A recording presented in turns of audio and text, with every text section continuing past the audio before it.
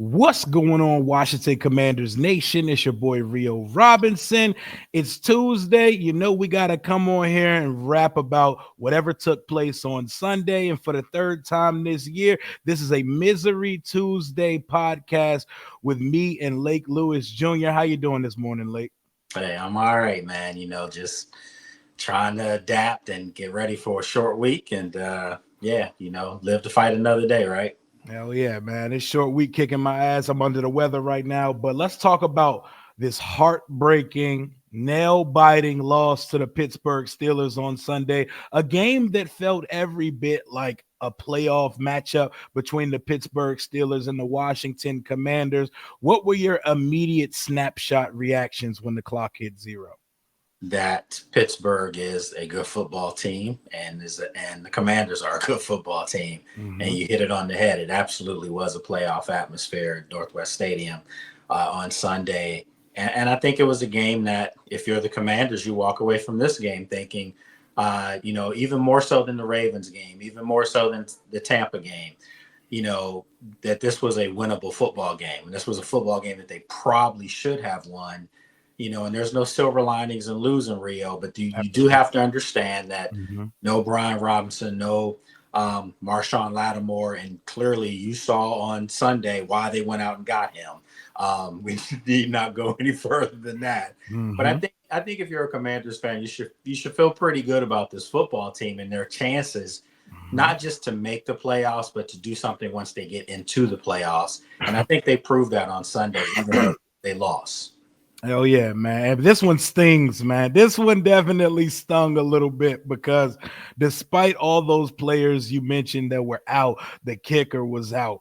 The right tackle was out. The swing tackle was out. Tyler Biotis got hurt during the game. And despite all the things that went wrong for Washington, we finally played against a defense that stymied our offense for a little bit. Jaden's legs are a part of what we do offensively, and they completely took that out of the game. He only had, I believe, 5 yards rushing on the day, and a day where we didn't move the ball at free will. We still put up 27 points, and it ended up only not being enough because we lost by 1 point at the end of the game. 28-27. We're going to get into the nitty-gritty of the game, but in winning time, Russ and the Steelers made plays where Washington didn't, whether it was dropped passes, whether it was Zach Ertz taking a knee before the first down line at the end, or Benjamin St. Juste getting dunked on by a guy who just got to Pittsburgh a few days ago. What was the biggest moment down the stretch for you that said, oh, that one's going to cost them? I mean, ironically, it has to be the Zach Ertz play. I mean, he's a veteran, and I think if he would do it over again, he probably makes the catch and falls backwards, as opposed to just keep letting the forward momentum take him forward. But I will say this, he was beyond the line of game when he caught that football. That clearly was a first down. And if they're going by his knee, you can't do that, because if that was a goal line situation, his body was beyond the goal line. They would have called a touchdown. So if that's the case, you do the same thing for a first down. It wasn't like he was trying to give himself up. He was just catching the ball. So again, that was a play that cost them, because who's to say that they still would have had to have tried to make a game-winning field goal with a kicker that they just signed literally off practice squad, off the street before that.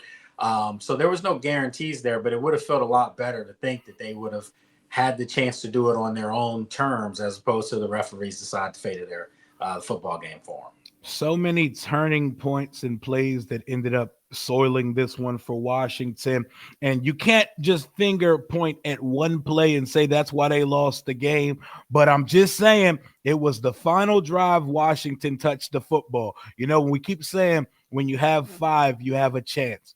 Fourth down, Washington is 100% on fourth downs this year at 11 for 11. Yeah. So everybody in the world thought we were going to get it. The play drawn up was perfect. Zach Ertz caught the ball at 11 yards when he needed 10, goes down to his knee before the sticks. What you have to do is not leave a shadow of a doubt whether you got the first down or not.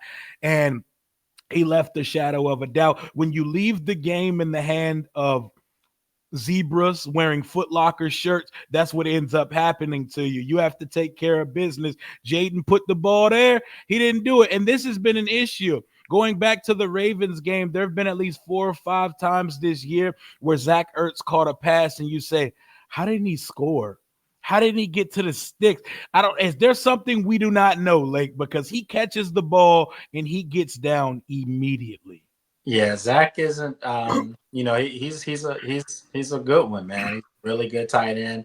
He's getting up there now in age, though, and I think when you see the elusiveness and things like that you saw when he was younger in Philadelphia, that's not his game now. I mean, he's just a heady, smart veteran that still is going to be there to make the play, which he did.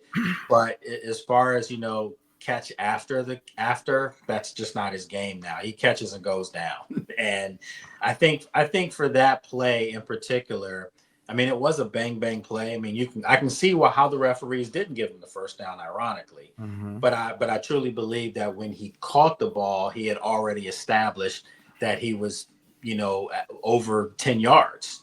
And, for them not to give it to him, it hurt. It stung, and I think it's just the overall game, like you said before, drop passes, Alameda Zacchaeus, the muffs, he had We'll one, get to that too. and that gave Pittsburgh points, gave them 7. So you have to understand that for Washington not to have played their best game, they still hung up 27 on a team that had only given up on average 14 points a game on the season. So they eclipsed those things. But this was the first game that I can say all season long, Rhea. I know the first game in Tampa, they had some mistakes. Remember the big play by Jaden, that I think they called back for holding from De'Ami Brown in that game. Mm-hmm. You go to the Baltimore game, they left a lot out on the field, but they couldn't get Baltimore off the field when they needed to. Yeah. But this game in particular, this Steelers game, this was a game that you were up 24-14, in the second half. Yep. And it just seemed like all the momentum was there. They had everything. But they just, I don't want to say they took their foot off the gas, but it was almost as if they were a little surprised, that they were up 10 on Pittsburgh without some of their key players. And I think that that's the sign of a team that is still, realizing like, damn, we're actually pretty good here. They think they're good. They're wondering how good are they, and they keep having opportunities to prove that they're good. Even though they lost this football game, they proved to themselves that they're a good football team. In their minds, probably better than Pittsburgh. Probably should have won that game, but probably don't do it in the NFL. So they'll have a chance this week against a team that's hitting their stride in the Eagles, that now people are starting to say it might come down to Philadelphia and Detroit. Well, Washington has a chance to answer that and say, no, don't forget about us just so quick. Absolutely. I can think of 7 to 10 would have, could have, should have moments that ended up ending this game on the negative side for this team. You go up 24-14 at home in the second half of a game. You somehow fight and claw. You've been outplayed for 26 of the 30 minutes in the first half. You somehow get to halftime with a 3-point lead. You start the second half off with the ball. You go straight down the field and score. Terry, I'm going to need you to not get caught by Joey Porter Jr., by the way. But it's all good. We still got a touchdown on that drive. And up 24-14, if the defense could just get a stop. Russ and them go right down and score, right? So it's now 24-21.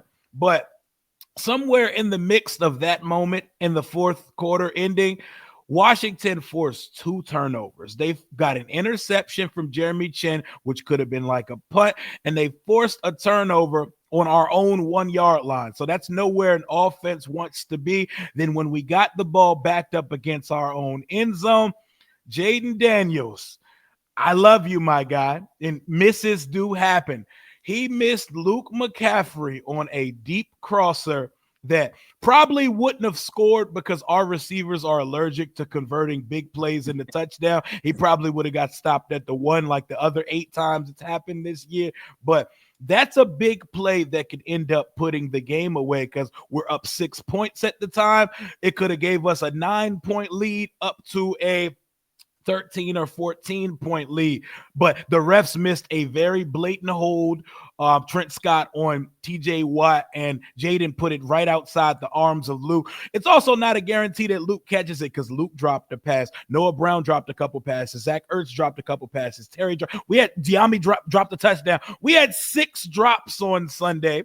We're not giving Jaden the touchdowns that he should get. But despite all of that, Washington still had a chance to drive for a win. And on third down, Noah Brown drops a pass to the outside on the right side of the field that would have put the team in field goal position. And Zach Ertz gets stopped before the sticks. What a horrible and sad way to lose, because despite how you played, you had a chance to win it. Yeah, I mean, the opportunities were definitely in abundance out there. Again, I think that sometimes things have been going so well for this team. And, they had a miraculous win over the Bears, with the Hail Mary pass, but I think for the most part, they were due for a game where the luck and everything would run out, where they would just have to make the plays that were needed to be made. And you could see for pretty much the whole game. And you said it, we were sitting there talking about how they did not play well in the first half at all. Mm-hmm. And yet they still were ahead. They still took a lead in the halftime. That's the sign of good teams. Good teams, like look at the Kansas City Chiefs and how they end up beating Denver, block, field goal there, where Denver clearly outplayed Kansas City most of that game. We saw that a couple of weeks back with Kansas City, where Cincinnati outplayed them, but yet still they found a way to beat the Bengals. I think Washington isn't that type of team just yet, where they're just good enough to show up, go through the motions, and walk out with a win. They were good enough to do it against the Giants, the previous week, because the Giants stink. They were good enough to just go through the motions and leave the Meadowlands with a dub. Yep. But I think now, when you're playing the Philadelphias, you have them twice. Even though the Cowboys are dreadful, which should be 2 wins for Washington, they're still your rivalry, your rival. So there are games that are going to be out there. The Atlanta Falcons, I know they're starting to hit a little bit of a tailspin, but they're still a playoff caliber team. If you're Washington, you have to do what you were doing earlier in the year. And that's just, don't take anything for granted and step on the neck of your opponent early. Have the game over with by halftime. Have the game over with by the end of the third quarter. I think that they're due for something like that. Not sure if it's going to be this Thursday, because that's going to be a war against the Eagles, divisional game for first place on the line. But I think after that game, the schedule sets up very favorable for them to get some of their key guys back, and get them back for a real nice run, a nice stretch drive to get to the playoffs and figure out where you're going to be seated. I think that was a great point that you just made. Sometimes you just got to find a way to make those plays when that luck runs out. Mm-hmm. We're playing this Pittsburgh team that's 13-4 after the bye under Mike Tomlin, who doesn't lose to rookie quarterback. Jaden has his first rookie type performance that we've seen in quite some time. 17 for 34. It's a little bit skewed because there were 6 drops and he missed a couple layups on Sunday. 202 yards, no touchdowns. Diami dropped one. Terry could have got one to the end zone, but it's all good because at the end of the day, I don't care about the stats. I want the team to win the football game. And while some can say Washington needed this loss, I'm not going to go that far. But blunders. No one likes to lose. So yeah. No fool's gold here, man. None of that on this side. But Washington does not turn the football over. And Olamide Zaccheaus muffed 2 punts in a row to start the game on Sunday. I don't know what he was doing or what he was looking at. He was trying to field the ball between his face mask. It happened the same way twice. Olamide Zaccheaus gives the Steelers a short field. And what did the Steelers do? They cashed it in for a touchdown. But we were paid back by the football gods, and the Steelers decided to run a fake punt, which was executed perfectly except for the fact of completing the pass. Washington was not expecting them to do such. We get the ball at the 14 also. We punch it in. We actually lose the turnover battle, but we win the turnover battle and lose the game. Russ throws a pick. They fumbled the ball. We had our offense never turns the ball. So as good as Pittsburgh played on defense, still a clean sheet for Jaden Daniels and company. Alameda Zaccheaus, we can't have that, man. Yeah, I would like him to think, and probably we'll find out today at practice. I think the fact that Pittsburgh had a left-footed punter, I truly believe that was throwing Alameda off. I mean, you could just see that he was not comfortable tracking the ball out of the air. And when a ball hits you in the face mask, it's spinning differently to some guys. Their eyes are seeing something different. And that's what happens because he's a surefire punt return. I mean, that's what he's done. Go back to his days in Atlanta. I mean, this is what this guy can do. That's frankly, I think that's what got him over the hump as far as making the roster. When you go back to training camp, because of that, he actually might want to say is the guy that bumped Jahan out of here, because they were trying to give Jahan opportunities to punt return. So I think, it was just one of those games he just couldn't get right fielding it. And it ultimately it cost them. It did, because those turnovers that they had only had 3 turnovers leading up to this game. For them to do that, in this game, a game where you knew the stakes were so high that you couldn't make these kind of mistakes. Not against, if anything about Pittsburgh, you can say whatever you want about them. You can say whatever you want about Mike Tomlin. The one thing that you're going to have to always give him credit for is that his teams are prepared, is that his teams are well coached. And you saw that, on Sunday. Pittsburgh just didn't beat themselves. The interception by Russell Wilson that Jeremy Chin picked off, yeah, it was as good as a punt.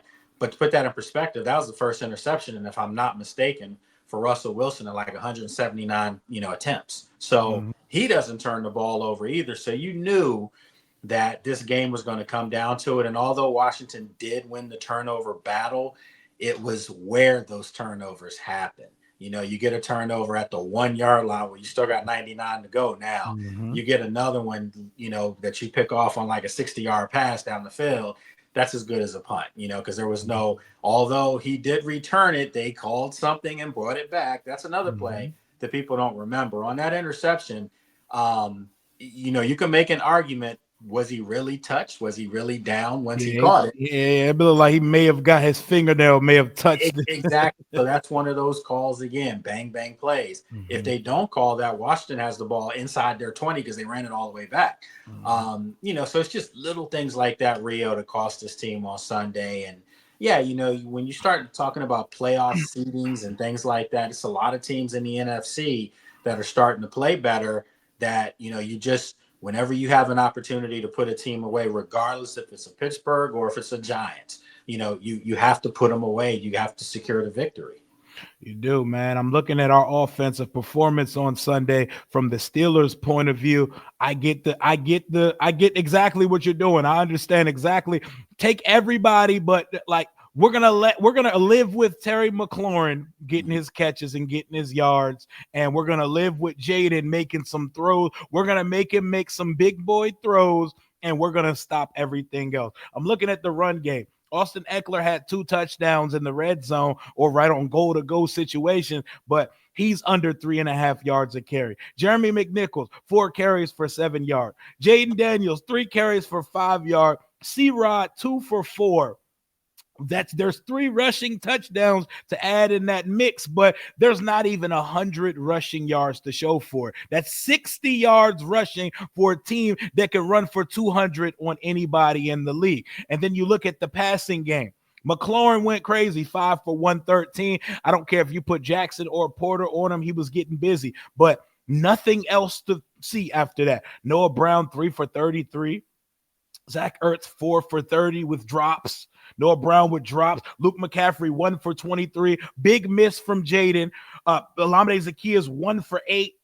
Zach Eckler, 1 for 7. Like, what are we supposed to do offensively when all we got is Jaden Daniels and Terry McLaurin? And the biggest play the Steelers made was after Jaden threw that beautiful over-the-shoulder Terry McLaurin catch where he got it right on the left sideline.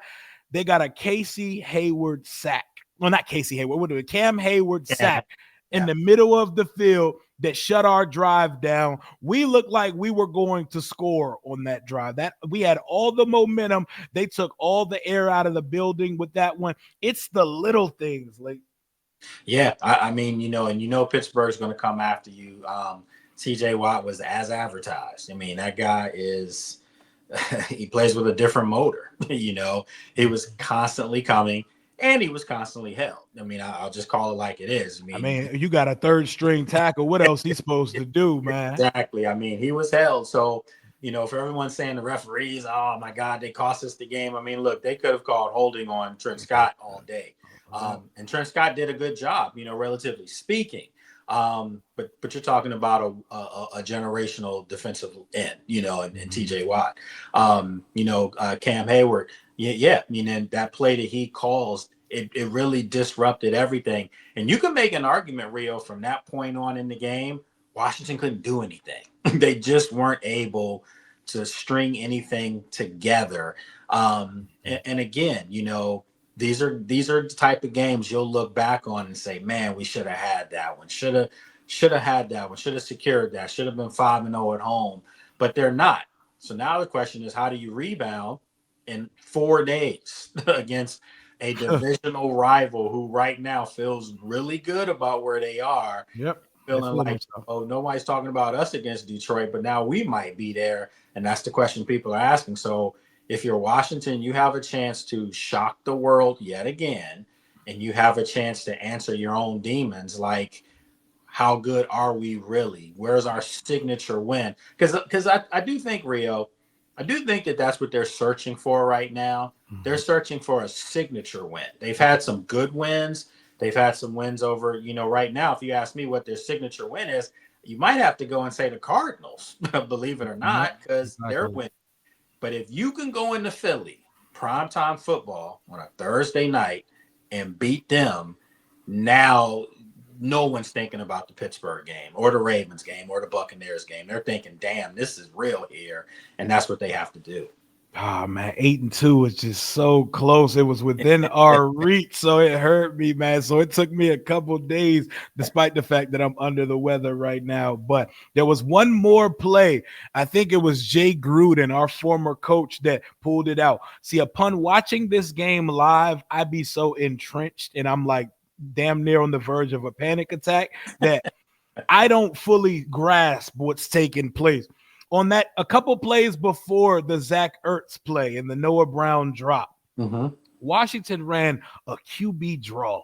And watching it live, I'm like, why the hell are we running a QB draw in that situation? When I saw it again, it was beautiful. Oh call. My God, it was a perfect play call. It was just a great tackle because I have been saying all game, sitting in the press box, I'm saying, I was talking to some colleagues and I'm like, look, they have yet to let Jaden really take off. He's staying in the pocket, getting rid of the ball. That's why he's missing passes, because they just were like, don't try anything against this defense. Like, you can clearly see that that's what the game plan was. Don't get yourself hurt out there, because Pittsburgh brings a little extra juice on their hits. Okay.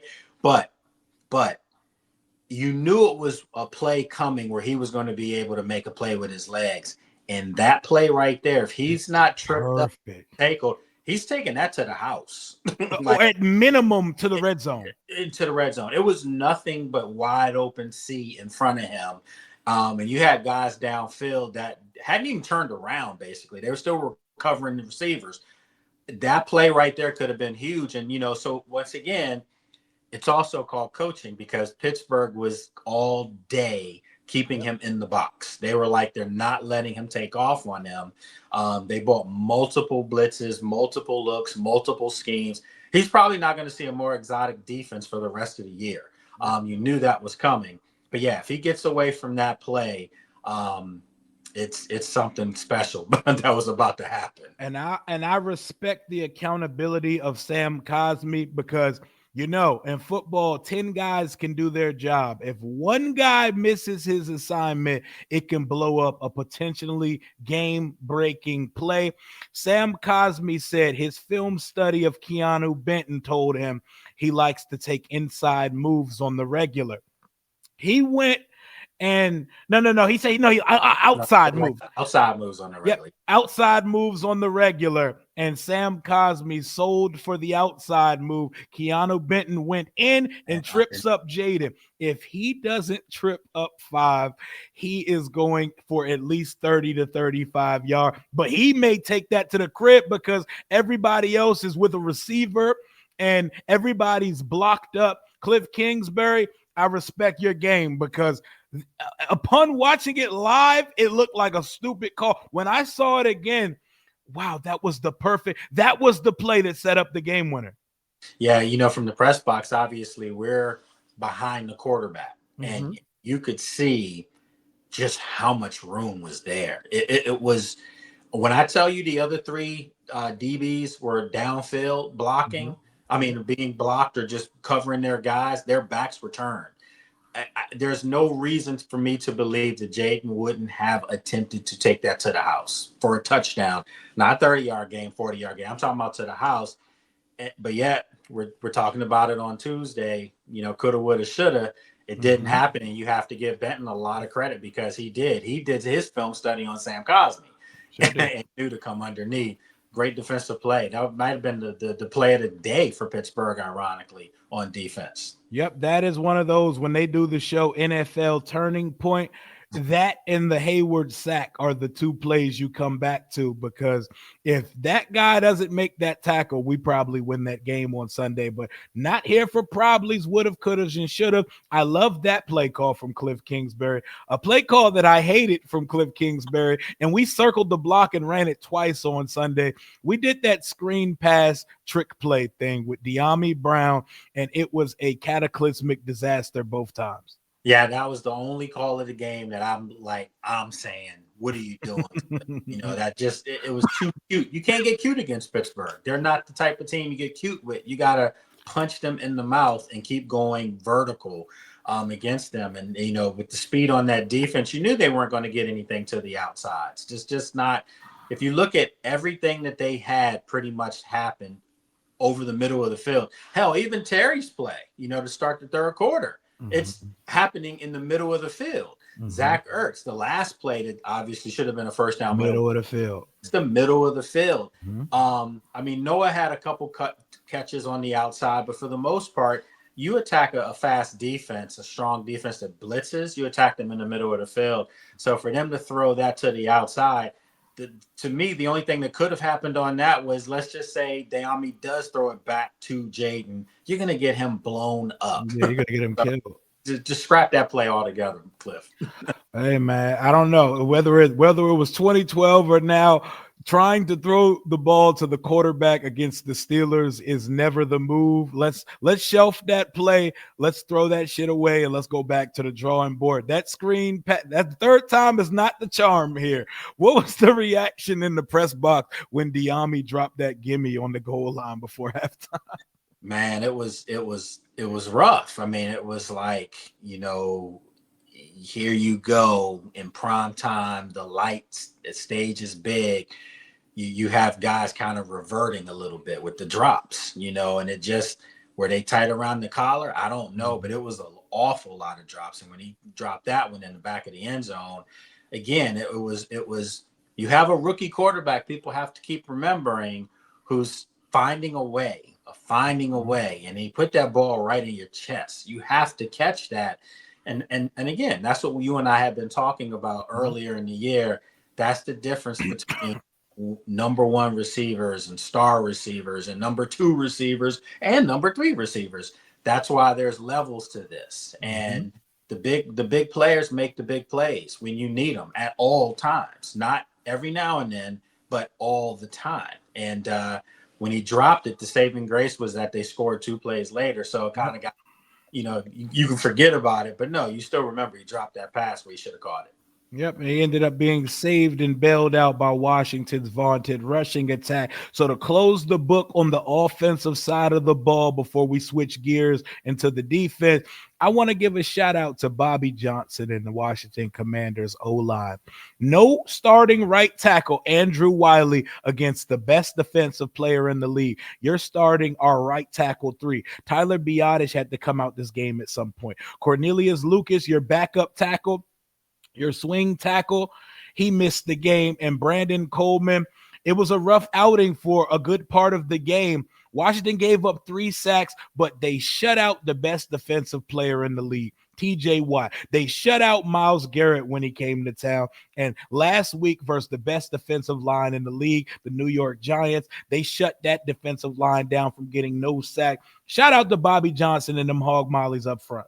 Yeah, I mean, they relatively speaking, they did a good job. I mean, it was, Mm-hmm. I know a lot of fans will say, "What are you talking about? Jaden was under duress the whole game." Yeah, it's Pittsburgh, and it's again, look at who they're playing. You're talking about one of the top defenses in the league.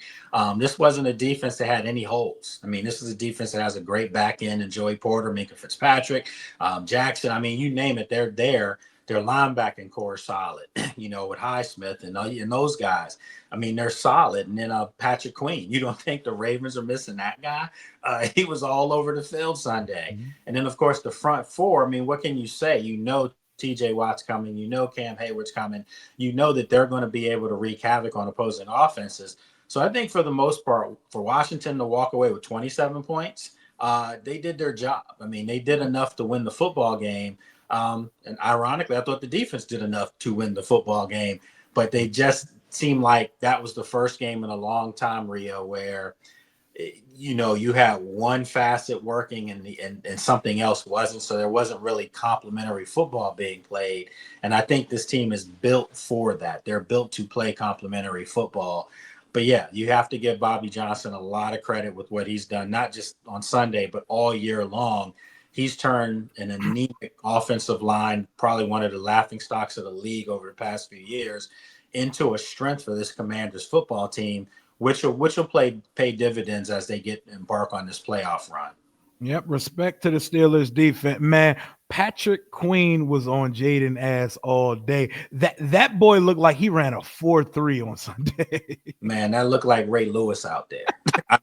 It was every time you saw him, you thought to yourself, now it makes sense why Baltimore's struggling as mightily as they are, even though they still have Roquan Smith. But Roquan Smith and Patrick Queen, yeah, that's why that defense was number one all year last year, the Ravens. And he brings that to Pittsburgh, their rival, and he gives them something that they hadn't had. I mean, he gives them that speed at the linebacker position that you got to go back to the days of James Ferrier and those guys, and who's my dude, James Harrison. You got to think of those guys. Now Pittsburgh's defense, they're legit, man. They're legit. And I was tormented because you remember 3 years ago, I kept beating on the drum for this team to draft Joey Porter from where? We are right over there, my alma mater, Penn State. We are. And they didn't do it. They took Emmanuel Forbes. And now you look at Joey Porter. Yeah, Terry cooked him. Let's call it like it is. Terry put his leg up on him on the fire hydrant. But Joey Porter was battling. And that's what you want to see on what we're getting ready to move into, the defensive side of the ball. You tell me Marshawn Lattimore, that signing wasn't huge. I think I'll show you every play the Steelers receivers made against the secondary on Sunday to tell you why Washington went out and got this guy. Couldn't have put it any better to close out the offensive side of the ball. But moving over to the defensive side of the ball, a very weird game, a very weird performance game. You can't necessarily just look at the box score and see, because Washington played very well defensively for a good part of this game. Like, Russ had 3 touchdowns, under 200 yards. He threw a pick. We sacked him a couple of times. We're going to get to players who stood out. But it was just a weird ball game to watch because they were effective on the ground, but they didn't kill us. Jaden Warren, 66 yards, Najee Harris, 53 yards, Cordero Patterson, 14. But they did enough to keep drives moving. Yeah. But Washington was very effective. We were keeping them off the field. And if not for a muffed punt, we gave up 3 scoring drives on Sunday. They had 4 in total. The problem is, the bend not break nature did not exist on Sunday. We did not hold them to a field goal one time. Every time they got down there, it was a touchdown. 4 touchdowns, 28 points. That's the difference between winning and losing football.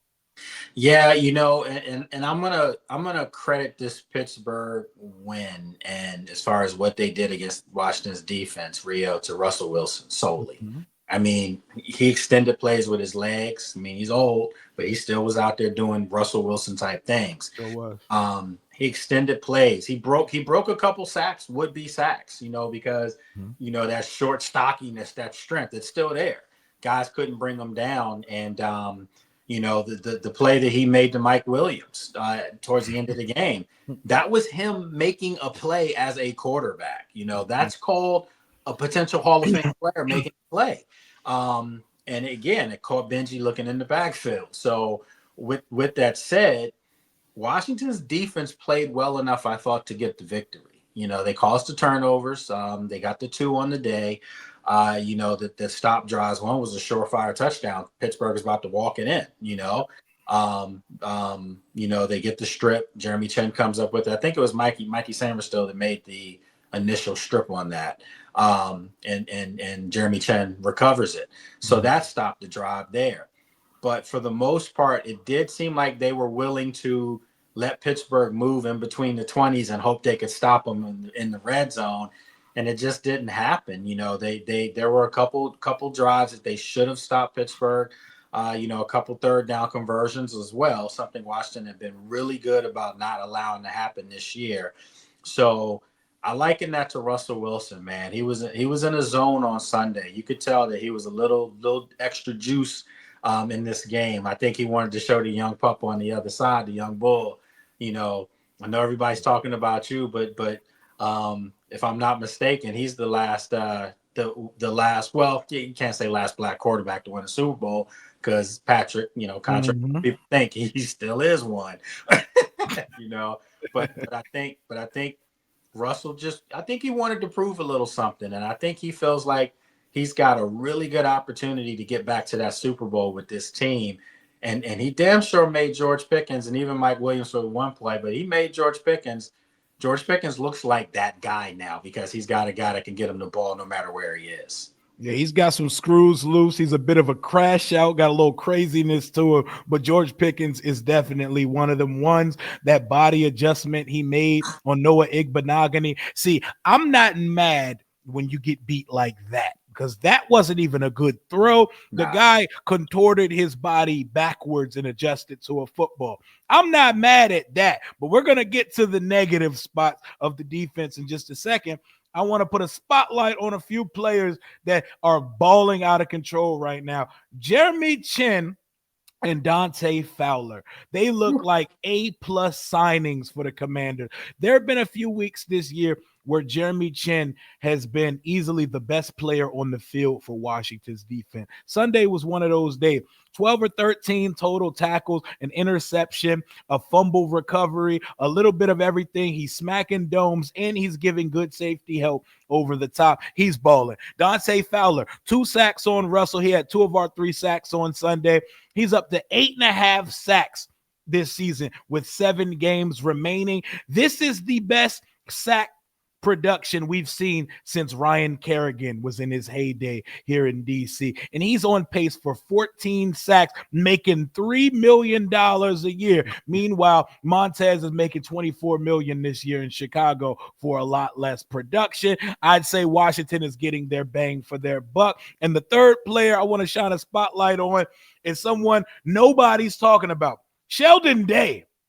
Oh, You see number 64 and them ridiculously long ass dreads just flying all over the field. What do you have? 8 tackles from the interior of the D line. Shout out Sheldon Day. yeah, man. Sheldon is a good dude too, man. Like, I joked about last week in the locker room with Trent Scott and Sheldon, ironically, playing old school music in the locker room. And, joke is I'm going to find whoever's playlist it is. So I found Sheldon. And when you talk to him, he's just an intellectual dude, kind of soft spoken. And when you look at him, he doesn't, no, I'm sure he's heard this from others. He doesn't look like a football player. He does not look like a football Not player. the biggest dude. He's actually kind of heavy, and but he's 5'11", over 300 pounds. So in today's terms, that's called morbidly obese. But for him, as a defensive tackle, to be able to do what he did and get around, he's giving them great quality depth right now. He Yes. really is. Um, I think that when you see a guy like that, who the proof is in the pudding. If you produce, you will play no matter where you came from, no matter what your draft slot is. That's there. And the same thing for Dante Fowler. This is the best I've seen Dante Fowler look since the Jacksonville Jaguars drafted him, I think, the third overall pick in 2015. Yep. So he's playing himself into a huge bag that's going to be coming. He gives them everything you need. One other player, though, I would like to shout out to. Everybody's going to say, what are you talking about? He had that terrible play at the end, the boneheaded rookie mistake. Well, Johnny. Johnny Newton's playing football, folks. You Yes. go back and watch the tape. Mhm. He's making plays. He was disruptive, too. He had a couple hurries on Russell Wilson as well. Yeah. And so their whole front is playing well right now. Linebackers, what can you say? Luvu, Bobby Wagner, they're there. They make plays. Mhm. It's the back end. I mean, and it's not even the back end, because I think Quan Martin and Jeremy Chin, as you said, playing lights out football. And Mikey's But playing Mike's good playing as as well. well. But it's, you don't want to single anybody out in particular. But this team is devoid of that lockdown one. Was devoid of that Mhm. lockdown one corner that's keeping them from taking the next step, which could be a very good defense. Not a good defense, a really good, borderline great type defense. And it's coming. It's coming. And I think Sunday was proving why it was needed. Yep, I heard you say we don't want to single anybody out, but we're going to single somebody out real quick because he is the Achilles heel of the cornerback room. And while he is solid sometime, you get the same type of performance from number 25, Benjamin St. Juice. Every single Sunday, he's going to hold, he's going to get flagged for ticky tack stuff, but he has a reputation and he continues to give refs more fuel to throw the flag. And in winning time, teams are targeting this guy. Lake Lewis, this man, Mike Williams, just got to Pittsburgh 5 days ago. Mike Williams does not have ACLs in his knees anymore. Mike Williams has no wiggle. He's not a separator. And you start the play with a 10-yard cushion. He ain't double move him or nothing. He just ran past them. What the hell is Benjamin St. Juice thinking, man? See, I think again, being there at the game, you see more, obviously more field, and from the press box, they were coming at us at that point. You could see Russell Wilson kind of, I don't want to say fended someone off, but he did. He kind of got away from someone that made, most people think probably would have closed on him, got away from a defender, and then he made that throw. And it's not a lot of quarterbacks that have, say what you want about Russell Wilson, he's got a gun. I mean, he's got an arm that can put the ball out. He throws a beautiful deep Some ball. moon balls, It's man. a moon ball. I mean, he really does have that deep ball capability. He's always had that. Hell, even before he transferred to Wisconsin from NC State, he had it. He's a former baseball player, so he's got arm strength. And he showed it on that play. But in Benji's situation, he got caught. You can tell he got caught. He didn't put a hand on Mike Williams. And if you're gonna let a guy release on you like that on a go route, you gotta stop him at the line of scrimmage. You gotta at least slow him up.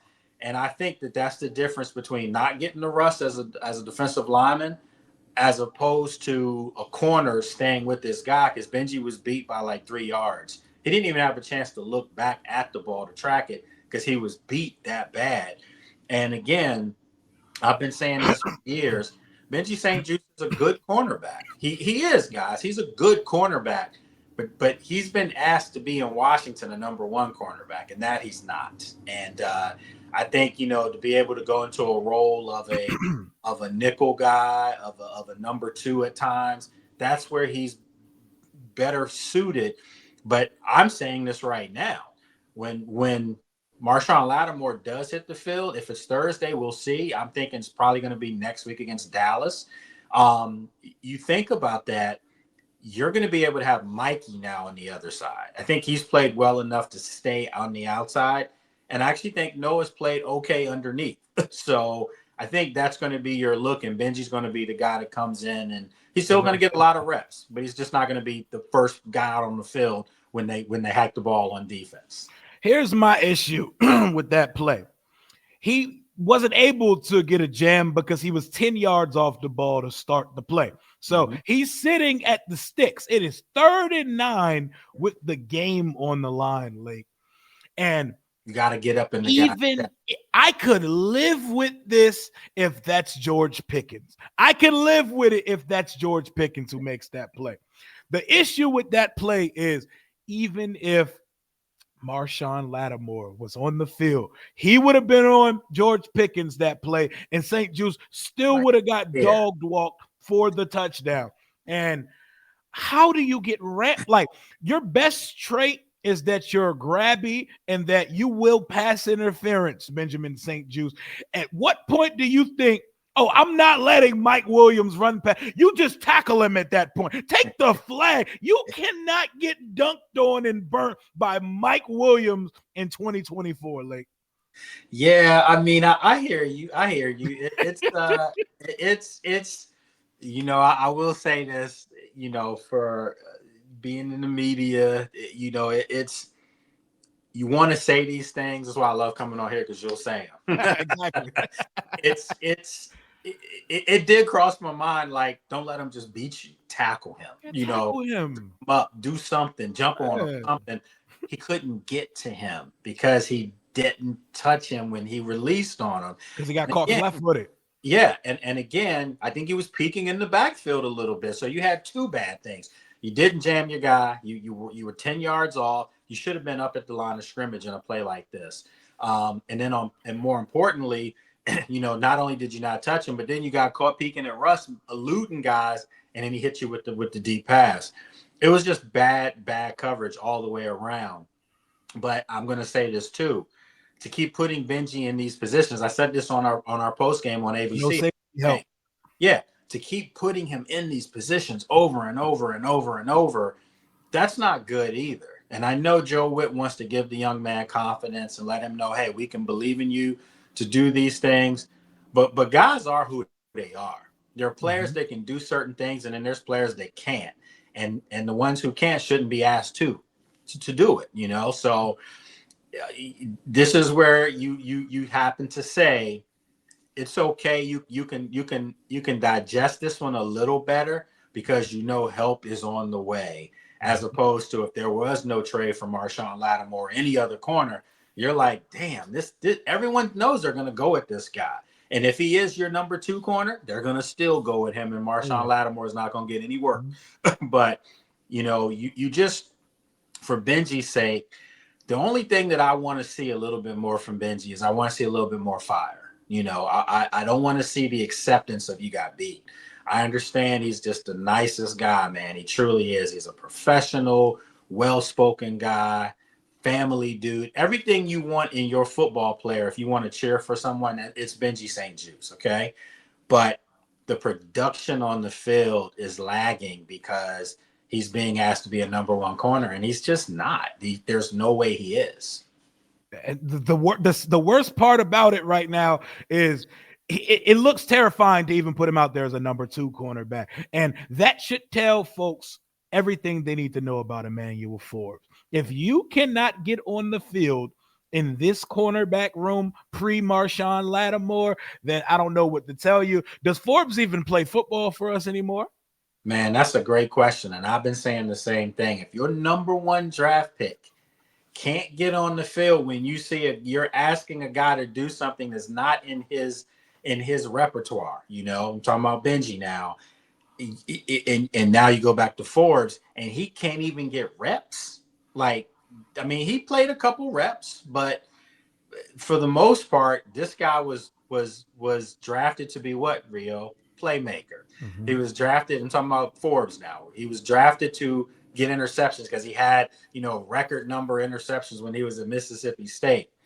Well, he's not even cracking the field for more than 10, 15 reps a game. That's bad. That's bad. So for Benji, he will come up and tackle. He battles, he fights.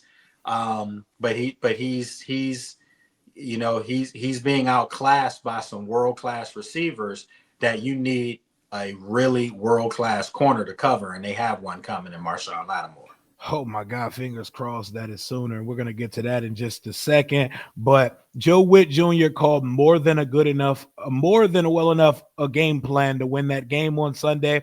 I think on the deciding play on 3rd and 9 and crunch time, I think we want to give Benjamin St. Juice some safety help. We blitzed on the play, so I believe we rolled down the safety to defend the flats or the second level, but I don't ever want to be in a situation where Benjamin St. Juice is alone with any wide receiver. At this point, it could be the last receiver on. I don't care if De'Ami Brown's on the other team. I don't need BSJ alone with a receiver in crunch time of a football game. But the interior D line played well. The edge rushers played well. The linebackers played fine. And we got beat down the stretch. We were not able to bend, not break. They got all touchdowns and no field goals. They were not forced to kick a field goal at any point. So you play to win the game, and you got to give your guys a chance. And Benjamin St. Juice, we got to do better in winning time. But here's the question everybody wants to know. Are we getting Marshawn Lattimore and Brian Robinson back this week? Because my gut tells me no, but I'm holding out hope, and I'm fingers crossed. I need these guys on the football field versus Philly, or it could be a problem. I would say this. I would venture to say if between the two, the person that probably would have a better chance to play would be Brian Robinson. Okay. He's been close. One thing you have to say about Robinson, about Brian, is he's a tough guy. He is. He's a tough man. We never have to want to mention these things over and over. If you're questioning this guy's toughness and is he really injured, you can go back to the fact that the young man could have had his life taken from him. Took a shot to the leg, and came back a little earlier than some people expected as far as back to the practice field. I was standing right there, watched this guy going through drills couple days after getting shot. So he's a tough man. So if he's hurt, he's hurt. I mean, there's no getting around it. But I think the team wants to be really cautious with this guy because he's such a big part of what they do offensively. He gives the offense a toughness that they haven't had since he's been out. Let's call it like it is. And Jaden's game has been a little affected by it too. Some people don't want to see these things, but Eckler's done his part in the role that they've envisioned him doing. But the one guy that you might say has suffered the most with Brian being out, it's been Jeremy McNichol, because the way they use those backs, the way they were using them, was Brian would kind of batter you up, soften you up. And then Jeremy's a power runner too. They could bring him in as a change of pace, but still a power runner. Austin's a guy that catches the ball out the backfield. That's what he does. So he's affected a little bit of the offense being out, but yet they're still in games. They're still winning games. They obviously lost by 1 to Pittsburgh without Brian Robinson. But I would think the Philly game would be the barometer that maybe they kept him out of the last 2 contests outright just to get him ready, because this is a divisional game. And although they lost to Pittsburgh, you win Thursday in Philadelphia, you're back in first place. You'll still have the same record as Philly, but now you have the tiebreaker. You still have one left at home against the Eagles coming up as well. So for my money, I think Brian gives it a go on Thursday. Not so sure about Marshawn. What the hell is this team going to do with them wide receivers without Marshawn Lattimore on the field? It could be a long day, Lee. You already know. The only thing that you can hope for is that on the other side of the ball now, you don't have to hope and pray your defense stops them every time they get the ball, because now you have one. You have one of one in Jaden, and you have an offense, and Terry's moving the ball. And Philadelphia's secondary isn't. I know Cooper DeJean, the rookie out of Iowa, was playing really well right now. Quinyon Mitchell, yeah, he's hooping from Toledo. Toledo. There you go. No. Yeah, he's playing well. But for the most part, you can still pass the ball on the Eagles. You can still move the football. You can actually run on the Eagles, ironically, with that great defensive front that they have. So I think Washington has proven that offensively they'll be able to get theirs on anyone, whether it's a bunch of field goals or some touchdowns. but yeah, you were hoping and praying when they made the move for Marshawn Lattimore that it had Philly written all over it, Mhm. penciled all in, and maybe there's some gamesmanship being played to give Philly something to think about, and then come Thursday night in Philly when we're there, that he comes out and he plays. So we'll see. It's Tuesday. It's only one more day to find out. If he's not at practice today, I don't expect that. But if he's not out there tomorrow, I'll let everybody know. That'll be a telltale sign for him and Brian Robinson, to be exact. Yep, we relinquished first place to the Philadelphia Eagles after losing. It's 7-3 versus 7-2. All the marbles on the line right now for first place, sole possession of first place in the NFC East. How different is the week for you guys and for the football team? Usually they start practice on Wednesday to start game planning for Sunday kick. How does that work when you got a 4-day turnaround coming off a Sunday afternoon? Well, I mean, that you're going to have to put the work in a short week. The reward is you're probably going to get 4 days off after the game. I know, and I can say this safely for myself. Thursday night after Philly, I'm coming straight back to get on a plane to go to St. Thomas. We're going there for 4 days, so Hey, it's like a little mini vacation in a bit. enjoy that, brother. Exactly.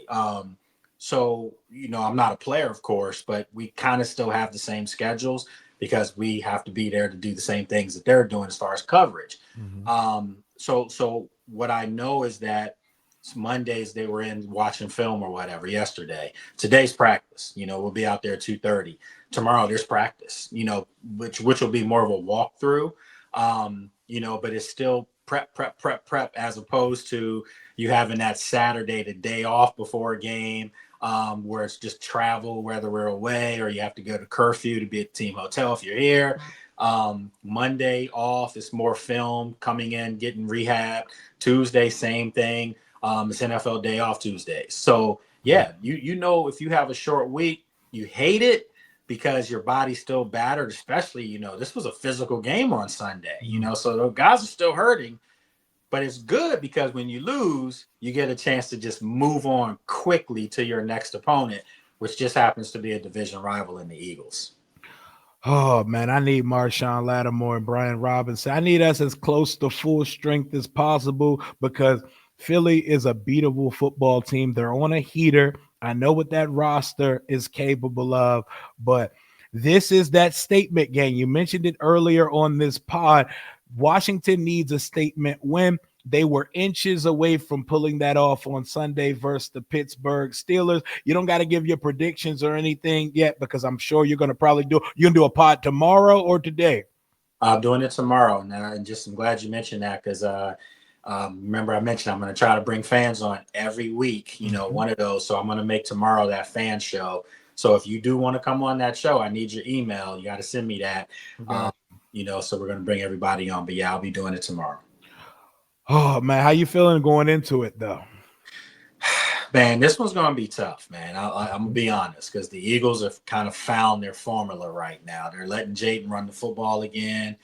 He's scoring touchdowns with his legs. And now AJ Brown's back. I mean, he's the biggest part of their offense, as far as the pass game. It allows Devonta Smith to do his things, which he's doing. And then, of course, Saquon, from where right up there we are. He literally has transformed this offense to having just that big play home run threat out the backfield. In years past, Miles Sanders, by the way, from Penn State, we are.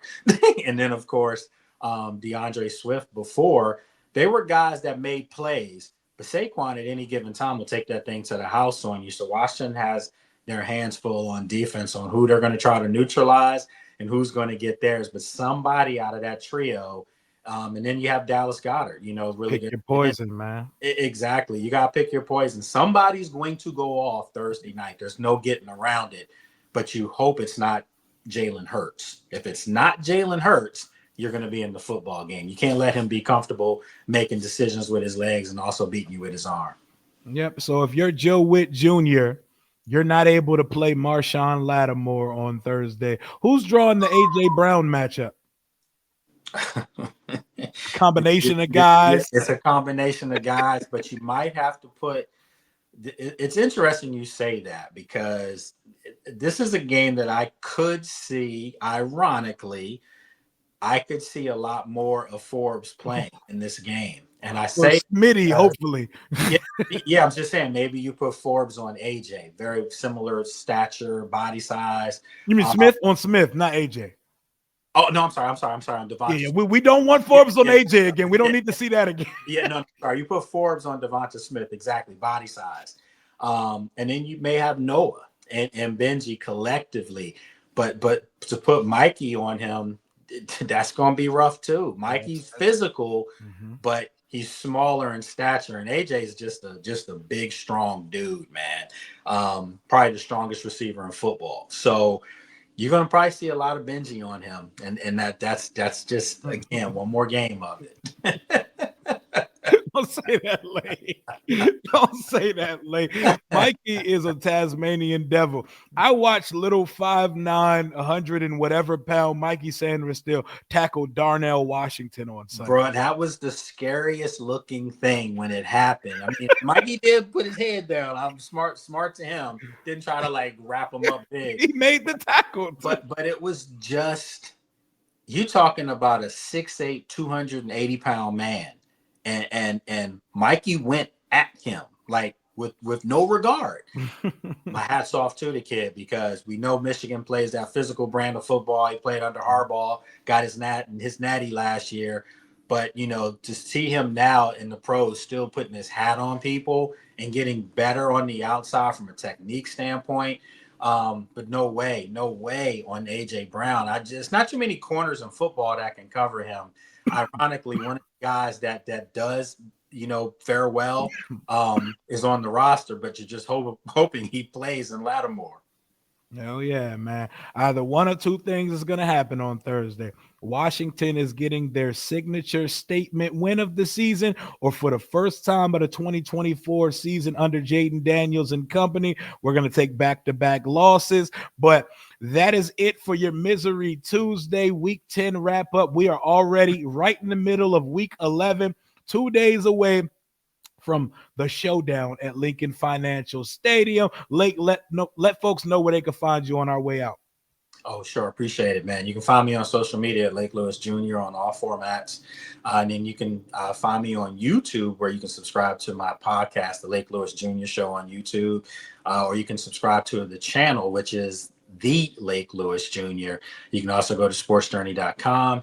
And then, of course, you can see some of my work on ABC Channel 7, contributing insider with them on doing post-game shows after the game. So appreciate it.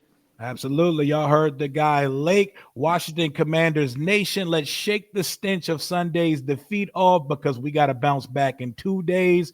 Just over 48 hours from now, we will be in Philadelphia. Let's go 3-0 in the division, and let's show everybody just how for real we are. Until next time, hail to the Washington Commanders, Commander Rio and Lake. We are out.